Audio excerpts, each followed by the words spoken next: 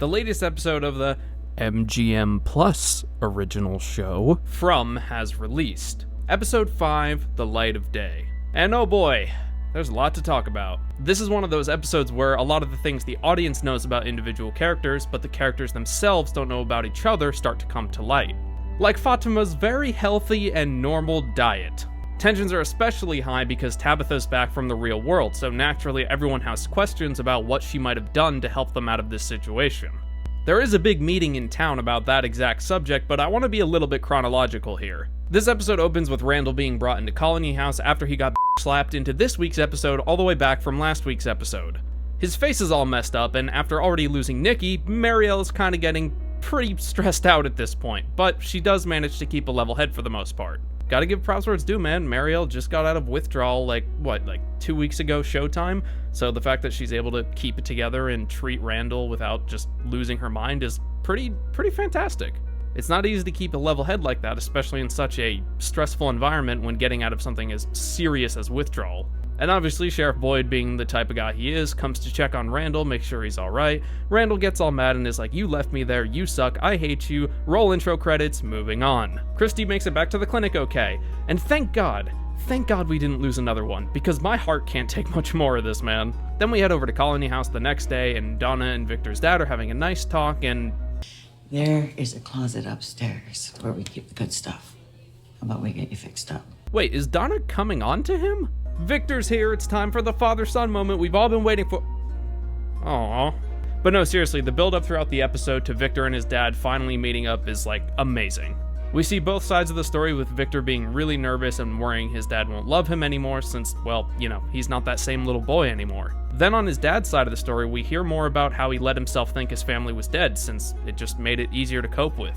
And I think it's also worth mentioning Sarah's role in all of this. Victor has kind of turned to her for, support and comfort. Wild choice of people to get comfort from, I know. But his reasoning is that she's the scariest person in town, so any fear that Victor wants to confront can't be as scary as her, right? It's an interesting line of thought, and I guess tiny bit of logic on Victor's part, but it really goes to show how many issues the people in this town have. Sarah hasn't really had much to do since, towards the end of season 2. She's kind of just been a punching bag for people who feel insecure about themselves, like Julie, for example. And her whole thing where she can, hear voices that tell her things has kind of just been forgotten about ever since Boyd broke the music box. Maybe breaking the music box broke Sarah's connection to being able to hear those voices, but it's not really ever made clear. I don't know if they just abandoned this plot line or just decided to stop using it as a plot device / plot hole / plot whatever, but a tiny bit of clarification would be nice. Moving on though, we have Tabitha finally reuniting with her family. Until Jade bursts in, as Jade tends to do. He's really gone full conspiracy theorist in terms of how much he just crazily obsesses over every tiny little detail he encounters, but it kind of makes you root for him. He's clearly smart and intelligent, and his visions clearly have some sort of hidden meaning or significance to them. He asked Tabitha to show her the bottle tree, even though she just got back from there, but she agrees to go anyway because she's just as anxious to figure everything out as he is. And as they're taking down the bottles and going over the little slips of paper with numbers on them, Jade brings up the symbol he keeps seeing again. Now this scene actually starts to make a couple things make a little bit more sense, and as Jade puts it, I felt like there were threads that were finally starting to connect. Jade points out the fact that the symbol isn't actually a symbol, it's that hole he saw with all the roots running through it. Talking about the roots in the ceiling, whilst also sitting next to a magic tree that teleports you random places.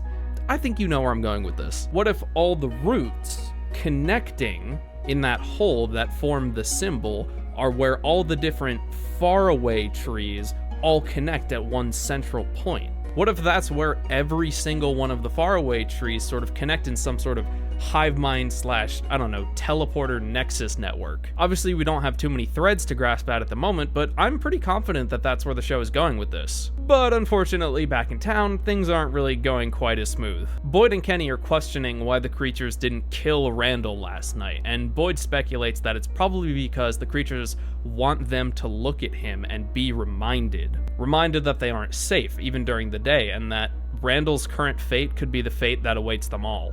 Talk about psychological warfare. Oh my goodness. But the warfare doesn't end with the creatures. Oh, no. We see some pretty brutal verbal warfare between the townsfolk and Sheriff Boyd at the big town meeting. Even Boyd's own son is flaming him and Tabitha for, like, what, not doing more? What more can they do? Tabitha in particular gets flamed really hard because she was in the real world. She had a chance to try and, like, I don't know, call the authorities or get someone involved to try and help them out of this situation, which, like, yes, I understand that sentiment. She probably should have done something to try and figure all of this out or get help to the town. But who the fuck is gonna believe her? Who in their right mind would ever believe a woman who currently looks pretty homeless about a magical place that you can get to from anywhere but can never leave, and it has magical trees and monsters that come out at night? Who would believe that? Honestly, what else was she supposed to do?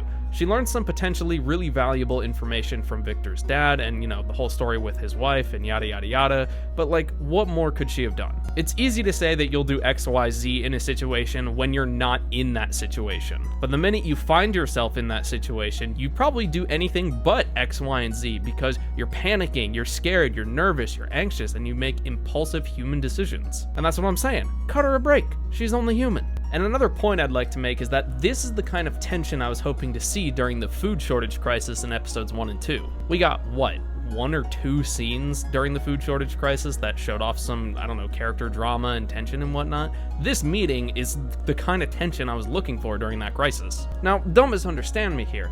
I think that this much drama and this much tension at such a high level, I think the way they placed it in the show and where they put it is perfectly fine. If anything, it's better than in the food shortage because for the first time ever in the history of the show and this place, you know, lore-wise, someone managed to escape. So all this tension and drama being at the aftermath of that makes perfect sense. And everyone being up in arms about Tabitha not doing more while she had the chance is kind of justified on their end. But after the meeting though, some of the people calm down and like apologize to Boyd, like the bus driver for example. She goes and apologizes to him and, you know, she acknowledges that everyone is just scared and angry and they all just want to go home, but that's not a reason to turn on each other. But Ellis, on the other hand, Boyd's own son, is still kind of standing on the notion of we should take some chances, we should do more, we should try and learn more, we can't just, you know, keep sitting around like this. He partially apologizes for not being more supportive, but he's mostly firm on his stance of we need to do something. This little exchange between the two of them is fantastic, and it highlights 2 very essential aspects of Boyd's character. In Season 1 and Season 2, Boyd was taking some chances, and it went wrong.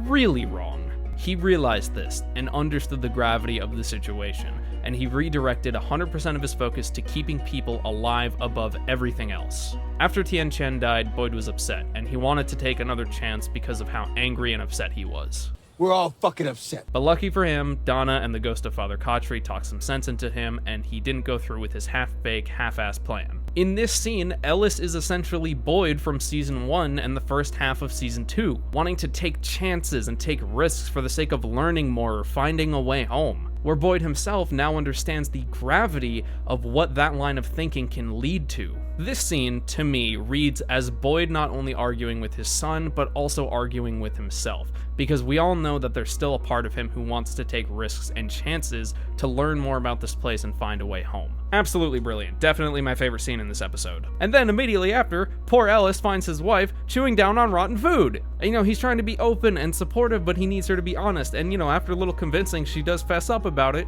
and she panics because she's really nervous about something being wrong with the baby. And yeah, considering you were chowing down on human corpses just 1 episode ago, 1 night ago, showtime, there's definitely something wrong. And now, chronologically, we have the reunion we've all been waiting for. Victor and his dad. Very few words are spoken, and very few words need to be spoken.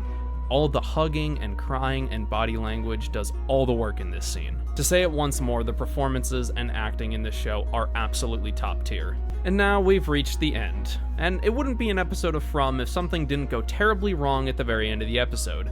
Though I don't think anything is going to top episode 4. Dale, the token old asshole of the show, who also almost killed Ellis, by the way? Has anyone forgotten about that? This dumb sack of potatoes decides to go through the bottle tree all on his own, thinking he'll be fine.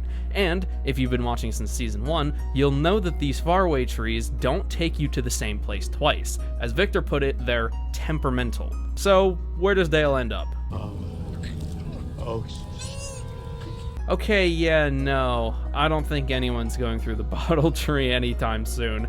Not only do we have Randall to look at as a symbol of failure, but now we have Dale as a monument to our desperation. Jesus Christ, man. Things are getting real. I gotta be honest, the writing and the overall vibes of this episode felt very different from the first 4 episodes of the season. I don't know if that's because we're at the halfway mark of the season and things are starting to move along a little bit more now, but either way, it's another huge winner for me. Not just because tensions are really high and we have some threads to grasp at, but Julie and Elgin also are just hanging out being goofy teenagers, and I thought this whole sequence was just really cute. If you enjoyed this video and want to see me continue covering from season 3, feel free to drop a like and sub and leave all your comments down below. I would love to do some more back and forth with all of you about the show, be it theories, opinions on certain writing bits, anything at all. I love doing that when it comes to shows. And if you really like the way I do things and want to support me a little bit extra, consider becoming a channel member. Not only do you directly support me, but you get a whole bunch of cool perks in return, like having your name in the end credits of every video, early video access, an exclusive Discord channel to talk in, a cool little badge next to your name, whole bunch of awesome stuff like that. Look at those channel members, absolute mad lads. But that's gonna do it for now. Thank you so much for watching, and yeah, have a good day, everyone.